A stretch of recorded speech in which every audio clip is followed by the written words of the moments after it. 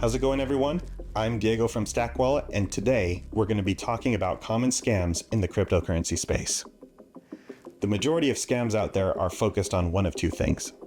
One, getting you to give away your seed phrase, or two, getting you to connect your Web3 enabled wallet to a malicious software, which will authorize sending your funds to the attacker. You'll notice it's not like in the movies where someone hacks into your computer, copies all the files, and breaks all the encryption. No, in real life, the hackers utilize social engineering to basically get you to scam yourself.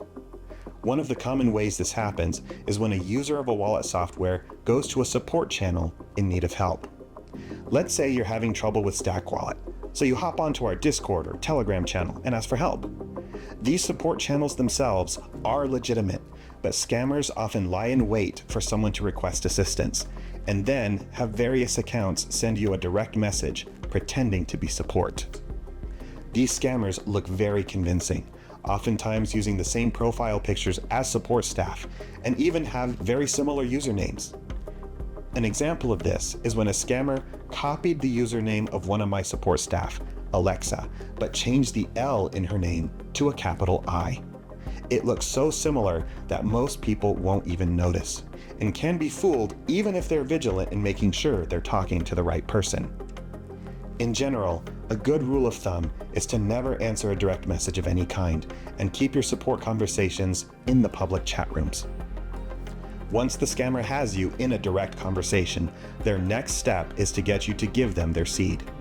They're smart enough that they won't outright ask for it, but rather convince you that something's wrong with your wallet, and send you to a website for you to refresh or reconfigure it. One of the steps in doing so is inputting your seed phrase, and if you do that, it sends it off to the scammer, who steals your funds for themselves.